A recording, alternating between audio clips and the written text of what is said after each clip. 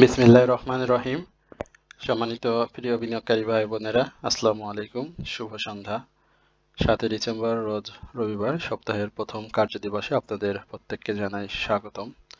আশা করি আপনারা সকলেই শারীরিকভাবে সুস্থ আছেন এবং ভালো আছেন। প্রথমবারের মতো যারা আমার চ্যানেলে নতুন আমাকে শুনছেন তাদের প্রতি বিনীত অনুরোধ থাকবে, অবশ্যই আপনারা আমার চ্যানেলটি সাবস্ক্রাইব করবেন এবং আপনাদের যদি কোনো স্টক সম্পর্কে জিজ্ঞাসা থাকে সেটি অবশ্যই আপনারা কমেন্ট সেকশনে আমাকে লিখে জানাবেন। আমি পরবর্তী আলোচনায় অবশ্যই আপনাদের স্টক নিয়ে কথা বলবো। এছাড়াও যারা প্রতিনিয়ত আমাকে শোনেন দেশ ও দেশের বাইরে থেকে বিভিন্ন মাধ্যমে যারা আমার সাথে সংযুক্ত রয়েছেন, হোয়াটসঅ্যাপ গ্রুপে রয়েছেন, আমার সাথে সম্পৃক্ত রয়েছেন, অনারিয়ামের মাধ্যমে, ওয়াচলিস্ট নেওয়ার মাধ্যমে, পোর্টফোলিও ম্যানেজমেন্ট সহ যেভাবে সম্পৃক্ত রয়েছেন আমার সাথে, সবারকে জানাই আন্তরিক শুভেচ্ছা এবং অভিনন্দন। একই সঙ্গে আপনাদের সবাইকে বিনীতভাবে অনুরোধ করব, অবশ্যই আজকের এই গুরুত্বপূর্ণ আলোচনাটি শুরু থেকে শেষ পর্যন্ত শুনবেন। মার্কেটের ডে ওপেন আমরা দেখেছিলাম 4886, এই জায়গাতে মার্কেট ওপেন হয়েছিল এবং মার্কেট ডে লো ক্রিয়েট করেছিল 4872-এ। মার্কেটের একটা সময় আমরা দেখেছি মার্কেটের আপ ট্রেন্ড, এবং আপনারা নিজেরাও জানেন যে আজকে যেটি হয়েছে, সিনিয়র সচিব যিনি আমাদের আক্তার চৌধুরী নির্বাচন কমিশনের, তিনি বলেছেন যে আগামী অর্থাৎ এই সপ্তাহের বৃহস্পতিবারের মধ্যে ত্রয়োদশ জাতীয় সংসদ নির্বাচনের তফসিল ঘোষণা করা হবে এবং একই কথা আমরা রিপিট হতে দেখেছি নির্বাচন কমিশনার আবুল ফজল সানা উল্লাহর একটি সাংবাদিক সম্মেলনে। তিনিও বলেছেন যে এই সপ্তাহের মধ্যে আমরা নির্বাচন কমিশন কর্তৃক জাতীয় নির্বাচনের তফসিল ঘোষণা করা হবে। তো এই ঘোষণাকে কেন্দ্র করে আমরা মার্কেটের একটা পজিটিভ মুভমেন্ট এবং ভালো একটি উত্থানের প্রত্যাশা করছি। তো সেই প্রত্যাশার জায়গা থেকে আমরা মার্কেটে আজকে নিউজকে কেন্দ্র করে বিভিন্ন সময়ে মার্কেট কিন্তু আপ ট্রেন্ডে ছিল এবং মার্কেটটাকে বিভিন্ন সময় বারবার ফেলানোর চেষ্টা করা হয়েছে, কিন্তু মার্কেট কিন্তু খুব বেশি আজকে ডাউন ট্রেন্ডে যাওয়ার সুযোগ হয়নি এবং মার্কেট চেষ্টা করেছে মুভমেন্টে ফিরে আসার জন্য। শুরু থেকেই সকালে একটা মানে মার্কেটের প্রাইস অ্যাকশন ছিল না বললেই চলে। শুধুমাত্র কয়েকটি স্টকের জেড ক্যাটাগরি কয়েকটি স্টক দিয়ে মার্কেটের প্রাইস অ্যাকশন করা হয়, কিন্তু সময়ের সাথে সাথে আমরা দেখেছি যে মার্কেটে আস্তে আস্তে কিছু স্টক প্রাইস অ্যাকশনে ফিরে আসে এবং মার্কেটের আজকে 110টি স্টক আপ ট্রেন্ডে ছিল, যেটি মার্কেটের প্রায় 29% স্টক আজ আপ ট্রেন্ডে ছিল। ডাউন ট্রেন্ডে ছিল 209টি এবং আনচেঞ্জ অবস্থাতে ছিল অনেক পরিমাণ, 68টি স্টক আনচেঞ্জ অবস্থাতে ছিল। সব থেকে আজকে যে বিষয়টি খুব মার্কেটে খারাপ লেগেছে সেটি হচ্ছে মার্কেটের টার্নওভার, অর্থাৎ ভ্যালুর পরিমাণ কিন্তু মার্কেটে আজকে কমে গিয়েছে। গতদিনেও আমরা মার্কেটে নেগেটিভ অবস্থায় দেখেও মার্কেটকে কিন্তু 364 কোটি টাকার একটা লেনদেন হয়েছিল, আজকে কিন্তু সেটা অনেক কম হয়েছে, অর্থাৎ 267 কোটি টাকা লেনদেন হয়েছে। 267 এবং 364 অর্থাৎ প্রায় 97 কোটি টাকার মতো লেনদেন কিন্তু আজকে কম হয়েছে। আমরা বেশ কিছু স্টককে আজকে হল্টেড হতে দেখেছিলাম। আপনাদের যেটি বারবার বলছিলাম যে জেড ক্যাটাগরি, আপনি দেখেন যে সব স্টকগুলোই কিন্তু জেডের, যেগুলো হল্টেড হয়েছে। তো আমরা জেটের কথা বারবার বলছিলাম, আসলে জেট দিয়ে মার্কেটের কিভাবে ঠেকানো যায় ডাউন ট্রেন্ডটা, সেটা আসলে সম্ভব কিনা সেটা যদি আমাকে বলেন তাহলে আমি বলবো যে এটা সম্পূর্ণভাবে কখনোই সম্ভব না। জেট দিয়ে আপনি মার্কেটের পজিটিভ মুভমেন্ট ধরে রাখবেন, সেটা কখনোই সম্ভব না। তো সেটাই চেষ্টা করা হচ্ছে মার্কেটে, জেটের একটা উত্থান। আমরা এর আগেও আপনাদেরকে বলেছিলাম যে মানি ইনভলভের কথা। তো এর আগে আমরা এই জিল বাংলা সুগার মিলস নিয়ে কথা বলে চামন সুগার সেটিও উঠে এসেছে এবং সাপোর্টিল নিয়ে গতকালকেও আমরা আলোচনা করেছিলাম। তো সেই জায়গায় সাপোর্টিলের যে ডাউন ট্রেন্ডটি হয়েছিল সেখানে কিছুটা কাভার করার চেষ্টা করেছে। তো এটা মুভমেন্টে আসলে কন্টিনিউ করবে কিনা সেটা অ্যানালাইসিসের উপর ডিপেন্ড করে আপনাকে বলতে হবে যে সাপোর্টিল সে মুভমেন্ট কাভার করবে কিনা। আমরা সেক্টর বাই মুভমেন্টে দেখতে পাচ্ছি যে যেই সেক্টরকে সবসময় আমরা দেখে আসছি যে মার্কেটের পজিটিভ ধারায় বা স্টকগুলো প্রাইস অ্যাকশনের ক্ষেত্রে বড় ভূমিকা রাখে, সেই টেক্সটাইল, ইন্স্যুরেন্স, ইঞ্জিনিয়ারিং সেই সেক্টরগুলোর কিন্তু একেবারেই মুভমেন্ট নেই। এবং একই সঙ্গে আমরা দেখেছি ব্যাংকের একটা ভালো ডাউন ট্রেন্ড, ডাউন চেঞ্জ সহ যে মুভমেন্টগুলো হয়েছে সেটিও খুব বেশি সুবিধাজনক বা সাস্টেনেবল যেটি বলি না কেন সেটা মনে হয়নি।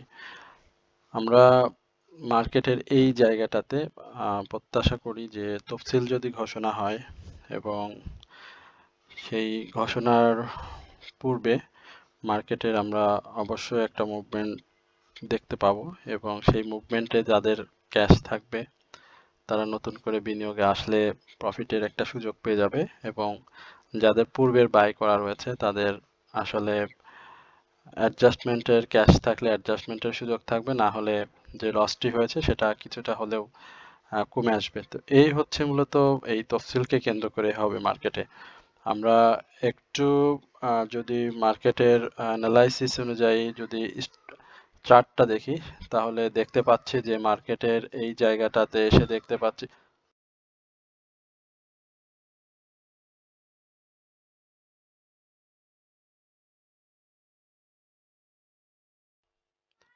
এখানে থ্রি ইনসাইডার ডাউন ট্রেন্ড একটা ক্রিয়েট হয়েছে এবং গত দিনের যে সাপোর্টের কথা বলেছিলাম 4869, এই জায়গাটাতে দেখেন 65-69 যে সাপোর্ট, সেই জায়গাতে মার্কেটের একটা শক্ত সাপোর্ট নিয়েছে এবং এই জায়গাতেও মার্কেটের সাপোর্ট ছিল। তো আমরা হিস্টোগ্রামের বার যদি দেখি সেখানে মার্কেটের আপনি দেখতে পাচ্ছেন যে সেল সিগন্যালে অলরেডি সে প্রবেশ করেছে। তো এই জায়গাগুলোতে আসলে মার্কেটের উত্থানটা স্বাভাবিকভাবেই আমার কাছে খুব প্রশ্নবিদ্ধ হবে, কারণ মার্কেট যেভাবে ডাউন ট্রেন্ডে এসেছে এই জায়গাটাতে মার্কেট 5200 এই যে জোনটি আমরা বারবার বলে আসছি যে ব্রেকআউটের খুব দরকার, এই জায়গাটাতে সে ব্রেকআউট করতে পারবে কিনা এই তফসিলকে ঘোষণা কেন্দ্র করে সেটাও কিন্তু আমাদের অনেক লক্ষ্য রাখতে হবে, কারণ মার্কেটের টার্নওভারটা অনেক কমে গিয়েছে। অর্থাৎ আমরা এই পজিটিভ দুই একদিন পজিটিভ দেখে কিন্তু অনেক আশাবাদী হয়ে যায় এবং পরবর্তীতে যখন ডাউন ট্রেন্ডে চলে আসে তখন কিন্তু আমরা অনেক হতাশ হয়ে পড়ি। তো এই জায়গাটাতে আমি বলবো যে অবশ্যই সাবধানের সাথে মানে বাই করতে হবে, না হলে অবশ্যই আটকানোর যে সম্ভাবনা, আমরা পূর্বে এমনিতেই মার্কেটে আমাদের যে বিনিয়োগ রয়েছে সেটি আটকে গিয়েছে। সুতরাং নতুন করে এখানে থ্রি ইনসাইডের ডাউন ট্রেন্ড করে কিন্তু আবার আপ ট্রেন্ড করেছিল। তো থ্রি ইনসাইডের ডাউন ট্রেন্ডের পরে আমরা সচরাচর ছোট ছোট আপ ট্রেন্ড দেখি, আবার এর থেকেও বেশি ডাউন ট্রেন্ড হয় সেটাও আমরা দেখেছি। তো এই জায়গাটাতে আমার কাছে মনে হয়েছে যে আগামী দিনে মার্কেটের একটা প্রত্যাশিত মুভমেন্ট যেটি বলবো যে সেই মুভমেন্টে আমরা দেখবো হয়তো মার্কেটের এই মুভমেন্টে প্রাথমিকভাবে আমরা 5000-এর উপরে মার্কেটটাকে দেখতে পাবো। তো সেই জায়গায় নির্দিষ্ট সংখ্যক স্টকের মুভমেন্ট থাকবে যাদের স্টকগুলো হিউজ পরিমাণে কারেকশন হয়েছে এবং যে স্টকগুলো ডিভিডেন্ড সংক্রান্ত কারণে অ্যাডজাস্টমেন্টে ছিল।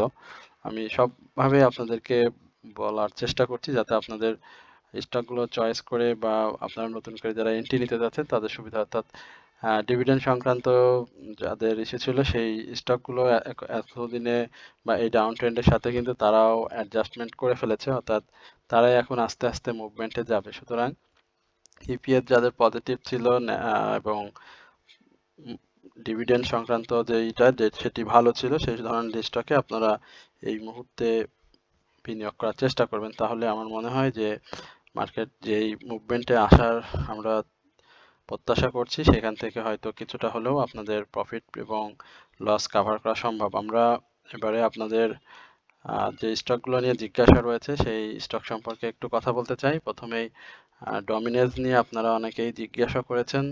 ডমিনেজের এই জায়গাটাতে আমরা দেখতে পাচ্ছি যে আজকেও সে মুভমেন্ট চেষ্টা করেছে। ডমিনেজ নিয়ে আমরা তো একাধিকবার আলোচনা করেছি, গত দিনেও আলোচনা করেছি, আজকেও আবারও নতুন করে আলোচনা করছি, অর্থাৎ 4-5 দিনের মধ্যে আমার মনে হয় 3বার আমি ডমিনেজ নিয়েই কথা বললাম।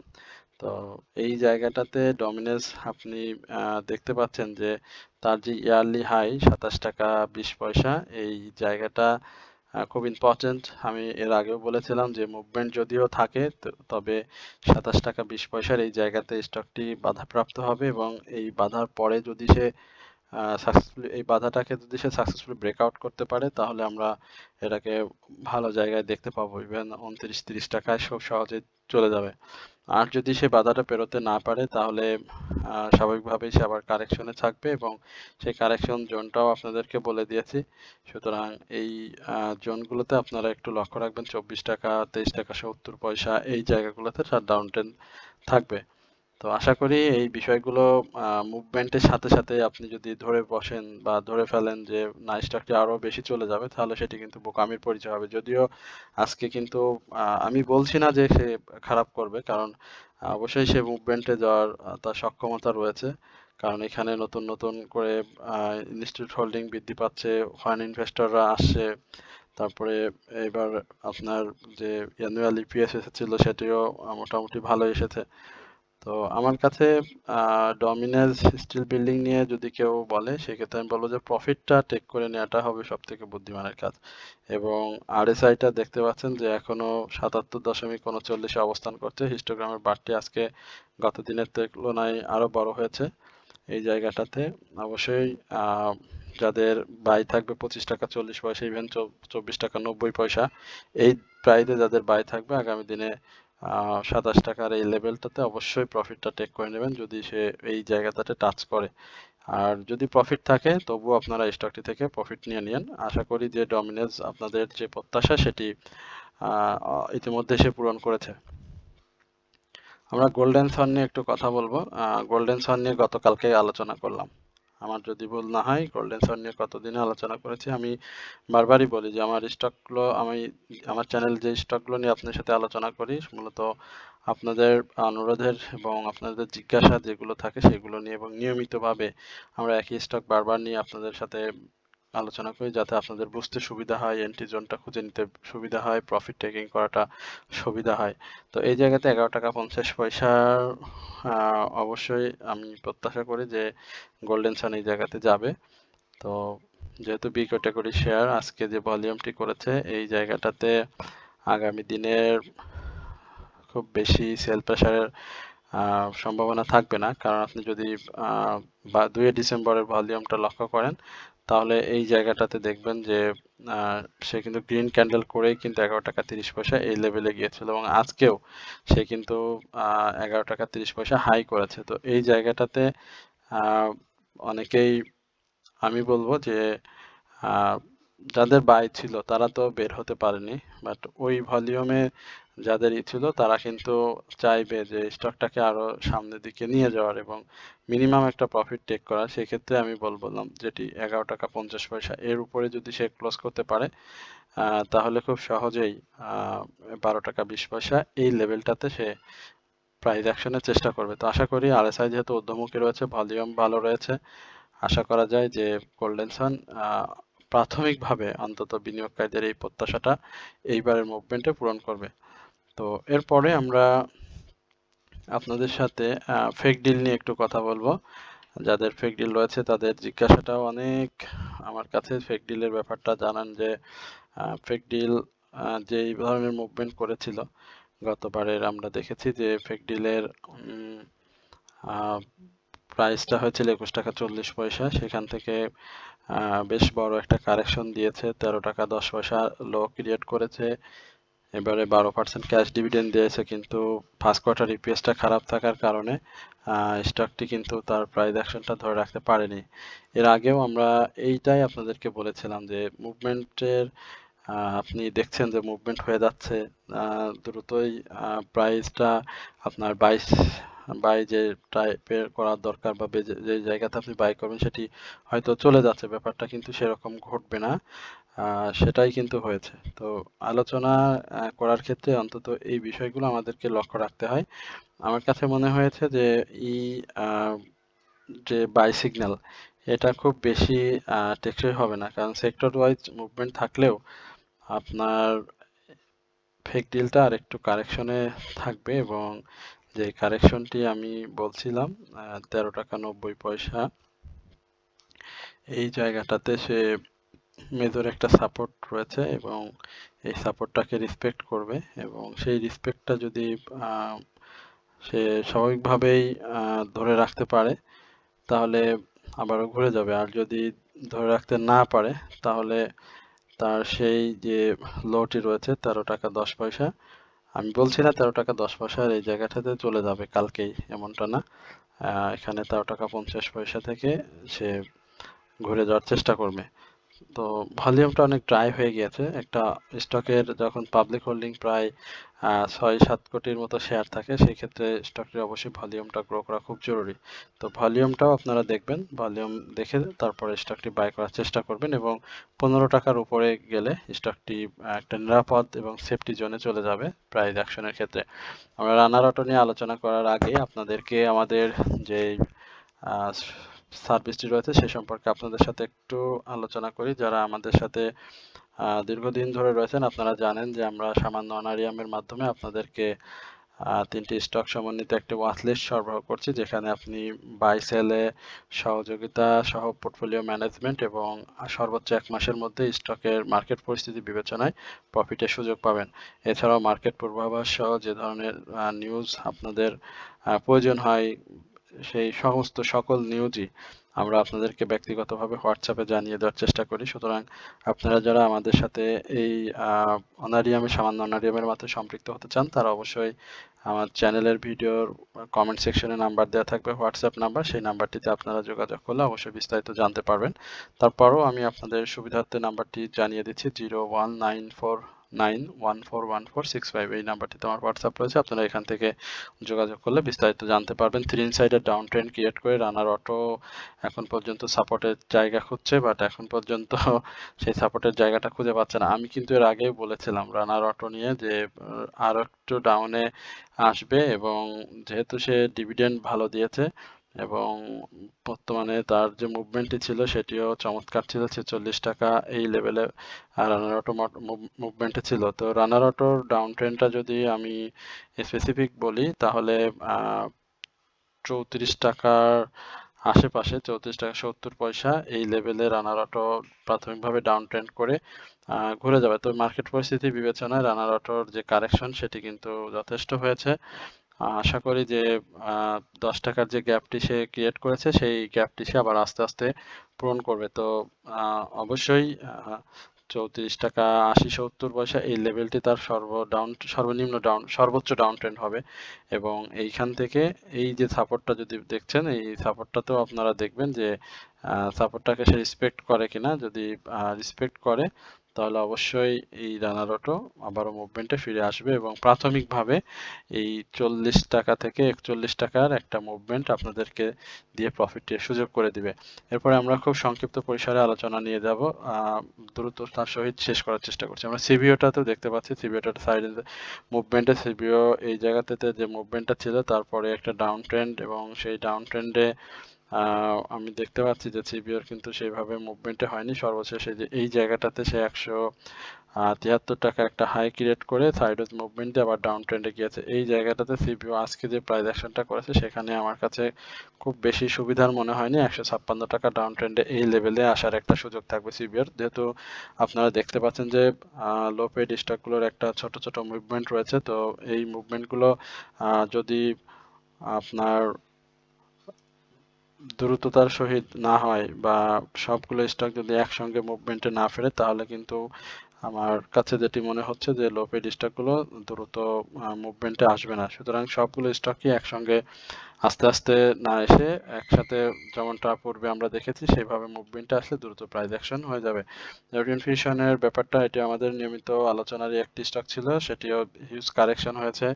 আমরা যখন দিয়েছিলাম ওরিয়ন ফিউশন সেইখান থেকে কিন্তু 333 বা 330 এই লেভেল থেকে ওরিয়ন ফিউশন কিন্তু 587 এই লেভেলে গিয়েছিল এবং আবারও ওরিয়ন ফিউশন কিন্তু সেই লেভেলে আসার চেষ্টা করছে এবং এখানে হিস্টোগ্রামের বারগুলো ধূসর হয়ে আসছে, বাট মুভমেন্টে যাওয়ার জন্য চেষ্টা করতেছে RSI 45 এবং বায়ারদের একটা ভালো আনাগোনা। আজকে ভলিউমটাও খুব চমৎকার করেছে। প্রাথমিকভাবে 386 এই লেভেলটাকে ব্রেকআউট করতে হবে 386 থেকে 94, এবং সেই ব্রেকআউটটা করলে অবশ্যই অরেঞ্জ ফিউশন আবারও মুভমেন্টে ফিরে আসবে। বাট এই মুহূর্তে আপনি যদি আমাকে প্রশ্ন করেন অরেঞ্জ ফিউশন কি নেওয়া যায় কিনা মুভমেন্টে, তাহলে আমি বলবো যে অরেঞ্জ ফিউশন অবশ্যই নেওয়া যাবে। বাট এই ভলিউমগুলো যদি সে কন্টিনিউ ধরে রাখতে পারে 2-3 দিন তাহলে, এবং ব্রেকআউট যখনই করে ফেলবে তখনই কিন্তু সে এই যে আজকে 13 টাকার যে গ্যাপটি তৈরি করেছে গত দিনের তুলনায়, এই গ্যাপগুলো কিন্তু সে আবারও তৈরি করবে এবং ভালো দ্রুততার সাথে সহিত আপনার প্রফিটের সুযোগ করে দেবে। এরপরে আমরা আনোয়ার গ্লোবালাইজিং নিয়ে বলতে পারি যে এই স্টকটি দেখেন যে যে মুভমেন্টে ছিল এখানে তার ক্যান্ডেল প্যাটার্ন অনুযায়ী সে যে ধরনের কারেকশন দিয়েছে, আজকেও আনোয়ারের অনেক বাই হয়েছে। আমরা দেখেছি যে আনোয়ার গ্লোবালাইজিং অনেকেই বাই করেছেন। ইঞ্জিনিয়ারিং সেক্টরের লোপেডের স্টকটি বিনিয়োগকারীদের খুব পছন্দের একটি স্টক, এটি বলার অপেক্ষা রাখে না। এবছরও হিউজ প্রফিট দিয়েছে বিনিয়োগকারীদের, এবং যে ধরনের মুভমেন্ট মানে সেই 51-52 টাকা থেকে শুরু করে 86-87 একেবারে টানা মুভমেন্টে গিয়েছিল, এবং সেখান থেকে আবারও একটা কারেকশন করে আবারও মুভমেন্টে গিয়ে ইয়ারলি হাই তৈরি করে। পি রেশিও, ইপিএস সবকিছু এখন পর্যন্ত পজিটিভ। আমার কাছে আনঅর্গানাইজিং এর এই জায়গাটাতে মানে এন্ট্রি নেওয়ার জন্য যদি কেউ সেফ জোন হিসেবে বলেন, তাহলে আমি বলবো যে এই জায়গাটাতে এন্ট্রি নেওয়া সম্ভব। বাট 81 ব্রেক যদি করে ফেলে তাহলে 77 এই লেভেলে আপনি স্টকটি দেখতে পারেন, এবং স্টকটি এই মুহূর্তে খুব শক্তিশালী সেল সিগন্যাল রয়েছে, সেটিও আপনাদেরকে মাথায় রাখতে হবে। আমরা সিএল আইসিএল নিয়ে একটু কথা বলি। সিএল আইসিএল খুব চমৎকার ভাবে কাভান হ্যান্ডেল প্যাটার্নে এই জায়গাটাতে ব্রেকআউট খুব জরুরি, অর্থাৎ 52 থেকে 53 এই লেভেলটা এর আগেও আপনাদেরকে বলেছিলাম, এবং সেখানে যদি ব্রেকআউট করে যদি 56-র আশেপাশে ক্লোজ করে 60 এবং পরবর্তীতে 69 এই লেভেলে কিন্তু ধাপে ধাপে সে প্রাইস অ্যাকশন করবে। তো ডিসেম্বর মাসে আমরা অবশ্যই ইন্স্যুরেন্স, লাইফ ইন্স্যুরেন্স মাস, এবং অনেক সময় এই ইন্স্যুরেন্স গুলো খুব ভালো প্রাইস অ্যাকশন করে, ইন্স্যুরেন্সের ভালো একটা কারেকশনও কিন্তু আমরা দেখতে পাচ্ছি। কারেকশন শেষ করে কিন্তু আমরা অবশ্যই ইন্স্যুরেন্স এবং লাইফ ইন্স্যুরেন্সকে ভালো মুভমেন্টে দেখতে পাবো, এবং এই জায়গাটা আমি আপনাদেরকে মার্ক করে দিচ্ছি যে 57 টাকার উপরে একটা ক্লোজ এই স্টকটি যদি যত দ্রুত দেবে তত দ্রুতই সে একটা ভালো গ্যাপ তৈরি করতে পারবে, এবং এই স্টকটি বিনিয়োগকারীদের একটা পছন্দের স্টক, এবং স্টকটি বারবারই বিনিয়োগকারীদের ভালো প্রফিটের সুযোগ করে দিয়েছে। আমরা এরপরে অ্যাপেক্স স্পিনিং, আমাদের আরেকটি নিয়মিত স্টক যেটি আপনাদের সাথে আলোচনা করেছিলাম অলরেডি, সেই খুব ভালোভাবে মনে আছে 140, 135 এই লেভেল থেকে আমরা আলোচনা করেছি, এবং সেখানে আমরা দেখেছি যে অ্যাপেক্স স্পিনিং ভালো মুভমেন্টে করেছে। এই জায়গাতে অ্যাপেক্স স্পিনিং গত দিনের উপরে হাই ক্রস করেছে, এবং এই জায়গায় আমরা আগামী দিনে অবশ্যই স্টকটি 165-র উপরে যদি ক্লোজ করতে পারে তাহলে খুব সহজেই 176-এর উপরে চলে যাবে, এবং সেখান থেকে 173-এর উপরে চলে যাবে, এবং সে বিনিয়োগকারীদের যে প্রত্যাশা, সেই প্রত্যাশা অনুযায়ী একটা ভালো সেল প্রেসার ক্রিয়েট করে প্রফিট টেকিং এর সুযোগ হয়ে যাবে বা সুযোগ করে দেবে।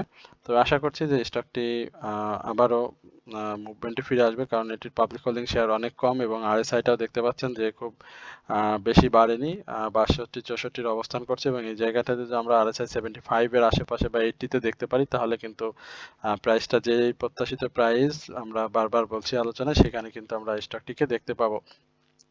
এবার আমরা টেক্সটাইল থেকে শিপয়ার্ড নিয়ে একটু আলোচনা করব। আর শিপয়ার্ড নিয়ে আলোচনার এই ফাঁকে আপনাদেরকে আবারও বলতে চাই, যারা আমাদের কাছ থেকে ওয়াচ লিস্ট নিতে চান এবং পোর্টফোলিও ম্যানেজমেন্ট বাই সেলের সহযোগিতার বিষয়ে আমাদের কাছে কোনো যদি জিজ্ঞাসা করতে চান বা কোনো কিছু জানার থাকে বা আমাদের সাথে যদি জয়েন হতে চান, তারা অবশ্যই আমাদের হোয়াটসঅ্যাপ নাম্বারে যোগাযোগ করবেন। আমরা খুব সামান্য অনারিয়ামের মাধ্যমে আপনাদেরকে পোর্টফোলিও ম্যানেজমেন্টের সহযোগিতা এবং 3টি স্টকের সমন্বয়ে ওয়াচলিস্ট সরবরাহ করছি, যেটির মাধ্যমে আপনি বাই সেলের সহযোগিতা সহ বিভিন্ন তথ্যপাত্র আমাদের কাছ থেকে জানতে পারবেন, এবং আপনার যে লসটি রয়েছে সেটিও আপনি সময়ের সাথে সাথে মার্কেট পরিস্থিতি বিবেচনায় কমিয়ে নিয়ে আসতে পারবেন।